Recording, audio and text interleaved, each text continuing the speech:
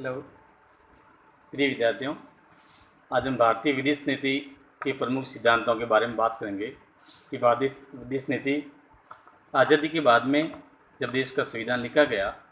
और उसके बाद में किस प्रकार से भारत की विदेश नीति का निर्धारण किया गया था, कौन कौन से प्रमुख सिद्धांत थे, जिन सिद्धांतों के आधार पर भारत की विदेश नीति का निर्माण किया गया, जिससे कि राष्ट्र हित को सर्वोच्च मानते हुए अंतर्राष्ट्रीय स्तर पर किस प्रकार से हमारे देश की नीति का निर्माण किया जाए। तो सबसे पहले हमने विश्व नीति में विश्व शांति पर बल दिया था। विश्व शांति को बढ़ावा देना,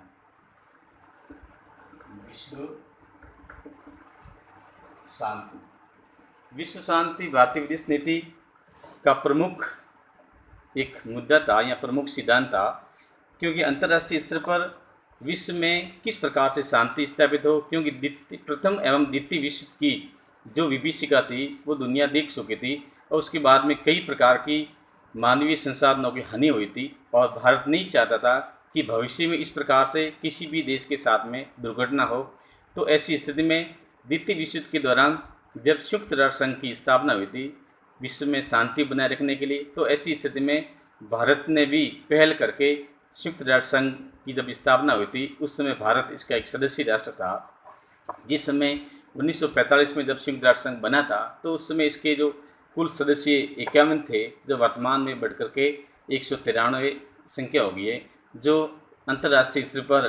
किसी दो देशों के बीच में किसी प्रकार का कोई तनाव भी होता है तो ऐसी स्थिति में प्रयास ये रहता है कि किसी भी स्थिति में युद्ध की स्थिति पैदा नहीं हो और आपस में मिल बैठकर एक मध्यस्थता कर देश में शांति बनाए रखी जाए। दूसरी बात हमने की थी गैर उपनिवेशवाद पर बल दिया था। गैर उपनिवेशवाद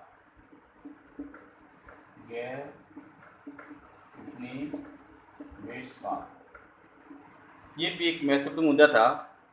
क्योंकि भारत औपनिवेश एवं साम्राज्यवाद की किसी भी प्रकार की जो नीतियाँ थी, इस नीतियाँ का भारत हमेशा प्रबल विरोधी रहा है। क्योंकि भारत ने इस चीज़ों को देखा था कि भारत में जितने भी जो विदेशी शासक आए थे, ब्रिटिश सरकार हो चाहे मुग़ल हो, इन लोगों ने हमेशा एक शोषणकारी नीति अपनाई है और देश को एक विनाश के कगार पे गए हैं और अपने साम्राज्य विस्तार के लिए इन्होंने विभिन्न प्रकार के जो भी हथकंडे अपनाते थे। तो इस प्रकार से भारत इसका हमेशा खिलाफ रहा है कि उपनिवेशवाद और साम्राज्यवाद की जो नीति है इसका भारत हमेशा विरोध करता आया हुआ है। और भारत ने अपनी एशियाई देशों जैसे इंडोनेशिया है, मलया है, ट्यूनीशिया है, अल्जीरिया है, घाना है, नामीबिया है, अन्य भी देश थे जिन देशों को स्वतंत्र करवाने में भारत ने एक स्वतंत्र आंदोलन में महत्वपूर्ण भूमिका निभाई थी कि जिससे कि ये राष्ट्र भी एक स्वतंत्र अपना अस्तित्व प्राप्त कर सके। इसलिए भारत ने उपनिवेशवाद की जो भी पॉलिसी थी या जितने भी जो राष्ट्र शक्तिशाली राष्ट्र थे जिन्होंने छोटे छोटे राष्ट्रों को जो उपनिवेशवाद का शिकार बनाकर उनके ऊपर विभिन्न प्रकार का जो शोषण करते थे और अपनी साम्राज्यवादी जो नीतियाँ अपनाते थे, तो भारत ने अपने अंतर्राष्ट्रीय सिद्धांतों में जब विदेश नीति का निर्माण किया गया था तो इसका हमेशा एक विरोध किया था कि किसी भी रूप में गैर उपनिवेशवाद की नीति है, इस प्रकार का उन्होंने हमेशा विरोध किया था। तीसरी बात कहते हैं गैर नस्लवाद।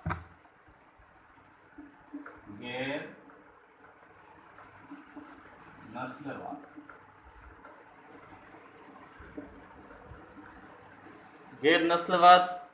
नस्ल के आधार पर श्वेत और अश्वेत के बीच में भेदभाव करना, इस प्रकार की नीति का भारत ने हमेशा विरोध किया। क्योंकि जब हमारे देश में ब्रिटिश शासन था तो अंग्रेज़ हम भारतीयों के साथ में एक रंग को लेकर के भेदभाव करते थे, काले और गोरे को लेकर के भेदभाव करते थे। और कई बार तो इन्होंने रेल में भी प्रथम श्रेणी के जो डिब्बा होते थे उसमें यात्रा करने तक भी प्रतिबंध लगवा दिया था कि कोई भी भारतीय इनमें यात्रा नहीं करेंगे। और कई बार गांधी जी को रेल से उतारा भी गया था। तो इस प्रकार की हमने देखा कि जो नस्लवाद है, इस नस्ल के आधार पर जो भेदभाव किया जाता है ये एक मानवीय गरिमा के खिलाफ है। मनुष्य को एक उनके जीवन में बाधा है और एक उन्हें मनुष्य को एक सम्मानपूर्वक जीवन जीने में बाधा उत्पन्न करता है। इसलिए भारत ने इसका हमेशा विरोध किया था और भारत द्वारा श्वेतों द्वारा अश्वेतों का जो शोषण किया जाता था या उनके साथ में जो सामाजिक असमानता को देखा जाता था, तो ये सामाजिक असमानता है ये विश्व शांति में भी एक बाधा उत्पन्न करती हैं। और ऐसी देश में जो दक्षिण अफ्रीका का हम उदाहरण लेते हैं तो दक्षिण अफ्रीका में भी लंबे समय तक ये नस्लवाद या भेदभाव की जो लड़ाई चली थी, और भारत ने भी इसमें एक अपना योगदान दिया था कि दक्षिण अफ्रीका के रूप में, जैसे अपन गांधी जी की बात करते हैं तो गांधी जी ने भी दक्षिण अफ्रीका का जो ये काले गोरे का जो भेदभाव की जो आंदोलन चल रहा था, श्वेतों द्वारा अश्वेतों के साथ में जो अत्याचार किए जा रहे थे, तो उसमें गांधी जी ने भी इस प्रकार से इनका एक अश्वेतों का एक साथ दिया था और कहा था कि भी किसी भी रूप में इनके साथ में अत्याचार या अन्याय नहीं होना चाहिए। और भारत ने जिम्बाब्वे जो पूर्व में रोडेशिया हुआ करता था तथा नामीबिया की श्वेत शासन की जो नीतियां थी इनका भी खुल कर विरोध किया था और मुक्ति संघर्ष में इसकी महत्वपूर्ण भूमिका निभाई थी। फिर नेक्स्ट हम बात करते हैं भारत की विदेश नीति की जो निर्धारित सिद्धांतों में गुट निरपेक्ष आंदोलन या गुट निरपेक्षता गुट निरपेक्षता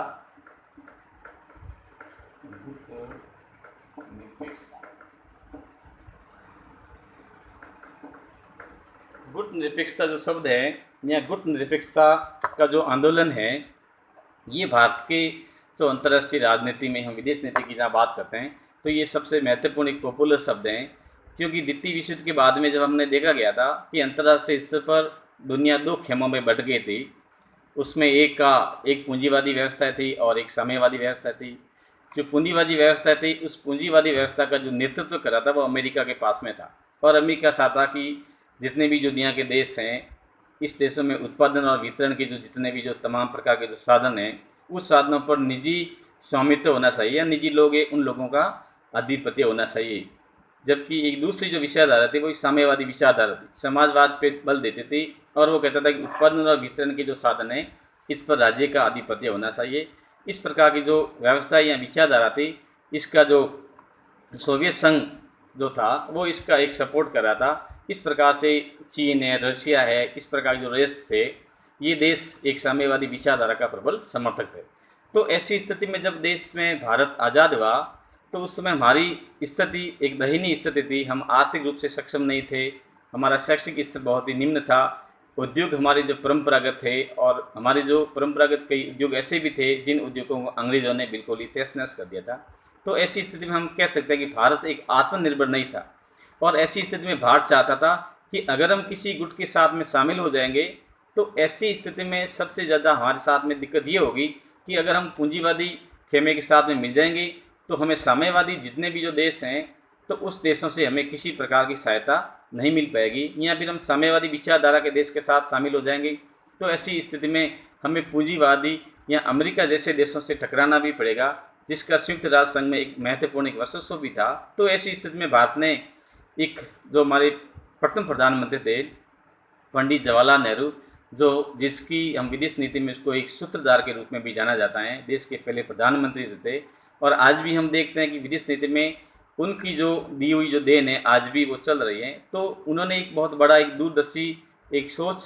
एक विकसित किया था और उन्होंने कहा था कि किस प्रकार से इस दो प्रकार के जो खेमे हैं, इन खेमों से भारत को इन बीमारी से कैसे दूर रखा जाए। तो उन्होंने एक निर्गुट एक आंदोलन था, उन्होंने कहा था हम किसी भी गुट के साथ में शामिल नहीं होंगे, हम निर्गुट रहेंगे या तटस्थ रहेंगे,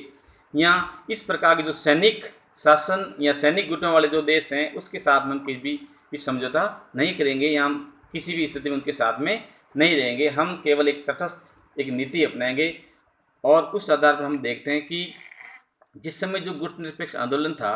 वो धीरे धीरे एक दुनिया में एक तीसरी ताकत के रूप में उभर आ गया था। इसको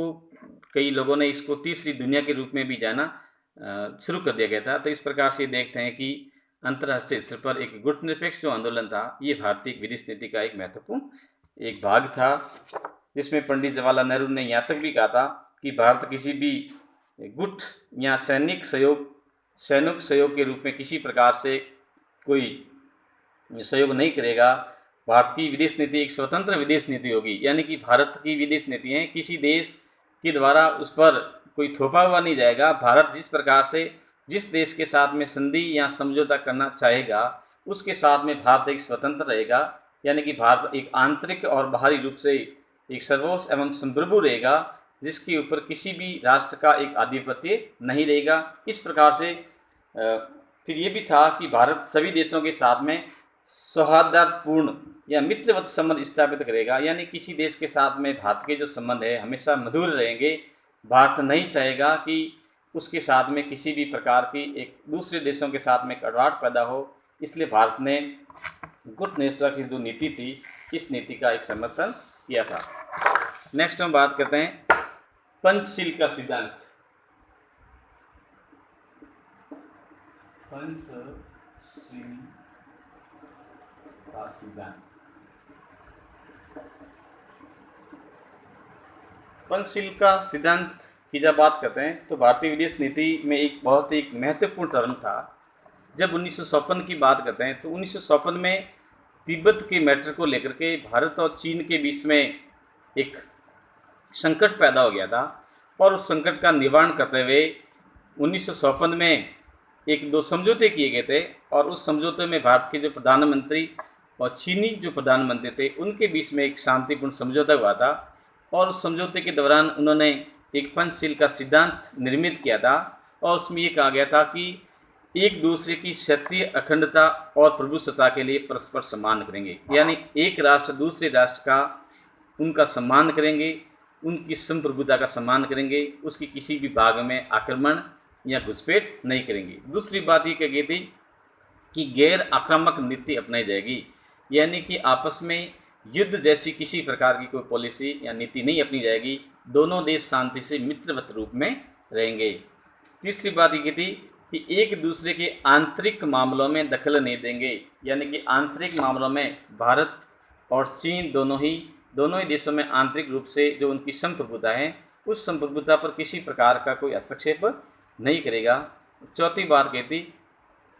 समानता व परस्पर लाभ, यानी कि आपस में दोनों को किस प्रकार से परस्पर लाभ हो या समान विचारधारा किस प्रकार से एक भाईचारे के रूप में उभरे, इस नीति पर भी हम ध्यान देंगे। फिर लास्ट में पांचवी बात की थी कि शांतिपूर्ण सहअस्तित्व, यानी कि विश्व शांति स्थापित की जाए। बिल्कुल ये हम शांतिपूर्ण सहअस्तित्व की नीति अपनाएंगे, क्योंकि भारत की जो विदेश नीति है हमेशा एक विश्व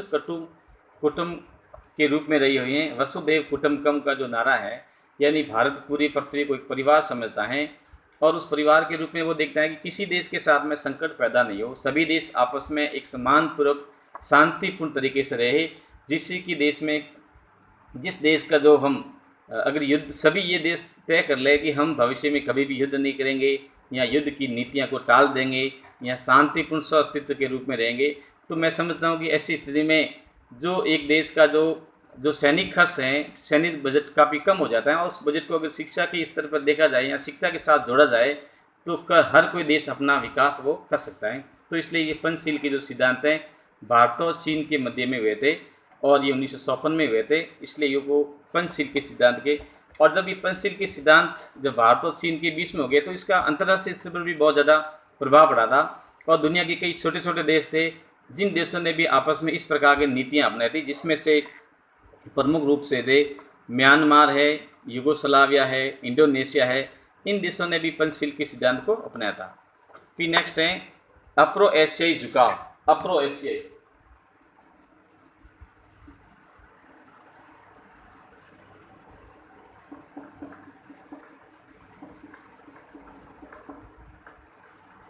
अप्रो एशियाई झुकाव,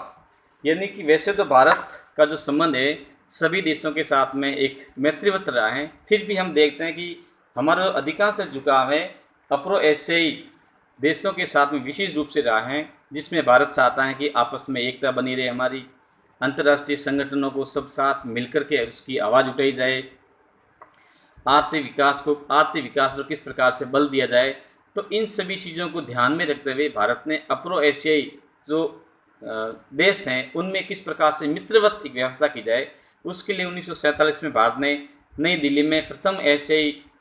संबंध सम्मेलन स्थापित किया था। यहाँ पहली बार एक दिल्ली में सम्मेलन आयोजित किया गया था, जिसमें जो इन देशों के जो मुद्दे हैं उस मुद्दों पर भी विचार किया गया था। उसके बाद 1955 में अप्रो एशियाई सम्मेलन में सक्रिय भूमिका भारत ने निभाई थी। इसके अतिरिक्त भी भारत ने G77 जो 1967 में बना था, G15 1990 में बना था, सार्क जो 1985 में बना था जिसका गठन किया था। इसको सार्क को हम अलग से भी एक पढ़ेंगे टॉपिक के रूप में। तो इस प्रकार से हमारे जो पड़ोसी देश थे उस समय भारत के जितने भी जो पड़ोसी देश थे, कुछ देशों ने तो भारत को एक बड़े भाई के रूप में दर्जा दिया था, कि भारत जो है अपनी विदेश नीति की जो सिद्धांत निर्मित कर रहा है वो अंतर्राष्ट्रीय स्तर पर एक महत्वपूर्ण भूमिका निभाते हैं, इसलिए हम इसको एक बड़े भाई के रूप में एक दर्जा देकर के हम भी उसका एक फॉलो करें। फिर राष्ट्रमंडल के संबंध में हम बात करते हैं कि अंतर्राष्ट्रीय संबंध में जब भारत आज़ाद हुआ तो आज़ादी के बाद से पहले हम देखते हैं कि ब्रिटेन के जितने भी जो उपनिवेशवाद थे उस उपनिवेशवाद के जो देश थे एक राष्ट्रमंडल के अधीन बने हुए थे। लेकिन बाद में जब आज़ादी के बाद में राष्ट्रमंडल द्वारा हमारे ऊपर किसी प्रकार का कोई प्रतिबंध नहीं था, हम बिल्कुल ही स्वतंत्र थे। हम चाहते थे तो राष्ट्रमंडल के सदस्य बन सकते थे। अब हम अंदाज लगा सकते हैं कि ब्रिटिश सरकार ने इतना हमारा शोषण किया था, इतने लंबे से हमारे साथ में शासन किया था, उसके बाद में भी पंडित जवाहरलाल नेहरू ने राष्ट्रमंडल की सदस्यता ग्रहण की थी और उन्होंने 1947 में घोषणा की थी कि भारत राष्ट्रमंडल की सदस्यता को पूर्व की तरह ही हमेशा के लिए जारी रखेगा। इसके पीछे प्रमुख कारण ये था कि भारत चाहता था कि ब्रिटेन से हम आर्थिक, राजनीतिक और सांस्कृतिक रूप से हम फायदा उठा सकते हैं। अगर ब्रिटेन के साथ में हमारे संबंध रहेंगे तो हम इसका एक फ़ायदा भी उठा सकते हैं। और 1983 में भारत ने दिल्ली में 26वें राष्ट्रमंडल सम्मेलन की मेज़बानी की थी। इस प्रकार से तो जिस कारण से हम जब राष्ट्रमंडल सदस्य हम बने रहे थे तो इसका मतलब ये नहीं था कि हम भारत के अधीन में बैठे हुए हैं या भारत की हमारी जो विदेश नीति है वो भारत के अधीन रहेगी या ब्रिटेन के अधीन में रहेगी या ब्रिटेन हम लंबे समय तक ब्रिटेन के गुलाम रहे थे। इसका मतलब ये नहीं था कि आज़ादी के बाद में भी ब्रिटेन सरकार है हमारी विदेश नीति को प्रभावित करेगा, क्योंकि उस समय एक स्वैच्छिक स्थिति थी कि स्वेच्छा से अगर कोई राष्ट्रमंडल का सदस्य बनना चाहे तो रह सकता है, कोई नहीं तो कोई ज़रूरी नहीं भी था। लेकिन भारत चाहता था कि भविष्य में हो सकता है हम ब्रिटेन से हमें राजनीतिक संबंध स्थापित करने हो या किसी प्रकार से आर्थिक हमें सहायता की जरूरत पड़ती हो या अन्य भी कोई प्रकार से कारण हो सकते हैं, जिस कारण से उन्होंने इसकी सदस्यता रखी थी। फिर संयुक्त राष्ट्र संघ का सहयोग हम देखते हैं कि संयुक्त राष्ट्र संघ की जब स्थापना हुई थी तो 1945 से भी भारत इसका एक संस्थापक सदस्य रहा था। तो संयुक्त राष्ट्र संघ में भारत ने संयुक्त राष्ट्र संघ द्वारा जो विभिन्न प्रकार की जो गतिविधियां संचालित की जाती हैं, भारत ने हमेशा इसका एक समर्थन किया है। चाहे किसी भी प्रकार का जो रूप हो, भारत ने हमेशा ही समर्थन किया है। जैसे भारत की इसमें विशेष भूमिका हम देखते हैं कि औपनिवेशवाद, साम्राज्यवाद, नस्लवाद और नव औपनिवेशवाद की नीति हो या नव साम्राज्यवाद की नीति हो, ये जितने भी जो नीतियां हैं जो एक कमज़ोर राष्ट्र को एक शक्तिशाली राष्ट्र द्वारा जो तर्पणित किया जाता है या उनका शोषण किया जाता है, तो भारत ने हमेशा इस प्रकार के जो मुद्दे थे इस मुद्दे को संयुक्त राष्ट्र संघ के मंच पर भी उठाया गया था। और 1953 में जब बात करते तो पंडित विजय लक्ष्मी थी, वो संयुक्त राष्ट्र संघ की आम सभा की अध्यक्ष बनी गई थी। और यूनो में भारत ने संयुक्त राष्ट्र संघ द्वारा जो अंतर्राष्ट्रीय स्तर पर जिन देशों के साथ में शांतिपूर्ण रूप से जो अभियान चलाए गए थे और उस अभियानों में भी भारत ने अपनी भागीदारिता निभाई थी। उसके बाद में बात निशस्त्रीकरण की करते हैं, तो भारत ने निशस्त्रीकरण के रूप में भी हमेशा एक पहल की। भारत चाहता है कि कोई भी देश एक युद्ध के रूप में शक्तिशाली नहीं हो, सभी देश एक समान हो, सभी राष्ट्र युद्ध की व्यवस्था को त्यागे, निशस्त्रीकरण बल दिया जाए। लेकिन उसके बाद में जब भारत ने देखा कि जो इन चीज़ों को लेकर के 1968 में जो निशस्त्रीकरण संधि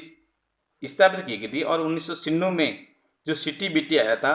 लेकिन भारत ने निशस्त्रीकरण का समर्थन करने के बाद में भी भारत ने इन दोनों प्रकार की जो संधियाँ थी इस पर हस्ताक्षर नहीं किए थे, क्योंकि दोनों ही संधि भेदभावपूर्ण थी। और इन संधियों का भारत ने जब अध्ययन किया तो भारत को लगा कि इन संधियों के द्वारा अमेरिका, रूस, चीन, इंग्लैंड और फ्रांस ये देश आता है कि इसमें हमारा फायदा हो, इसलिए भारत ने इसका हमेशा ही इसका विरोध किया था। भारत चाहता था कि भी निशस्त्रीकरण के रूप में भारत चाहता था कि कोई भी देश या तो अपने हथियारों की दौड़ से बाहर आ जाए, लेकिन जिन राष्ट्रों ने पहले से ही हथियार बना लिए हैं या अपने हथियारों के जो भंडार भर लिए हैं, तो ऐसी स्थिति में वो जो छोटे छोटे राष्ट्र हैं वो हथियारों की दौड़ में आगे आ रहे, तो भारत विश्व चाहता है कि अब वो देश कोई भी प्रकार का हथियार स्थापित नहीं करेगा। तो भारत ने कहा यहाँ तो आप ऐसे करो कि जितने भी जो शक्तिशाली राष्ट्र हैं वो अपने हथियारों को कम कर दो या समाप्त कर दो। तो ऐसी स्थिति में जब सभी देश एक समान हो जाएंगे तो उस स्थिति में इन संधियों पर हस्ताक्षर किया जा सकता है। अन्यथा जो दो विकसित राष्ट्र हैं, विकसित राष्ट्रों ने तो अपने हथियार स्थापित कर लिए हैं या कई प्रकार के परमाणु परीक्षण कर दिए हैं, और ऐसी स्थिति में अगर वो दूसरे देशों को इस प्रकार के संधि के द्वारा बाध्य किया जाता है तो ऐसी स्थिति में उन देश की संप्रभुता पर हमला है या वो देश अंतर्राष्ट्रीय स्तर पर अपनी सुरक्षा करने में असक्षम है। धन्यवाद।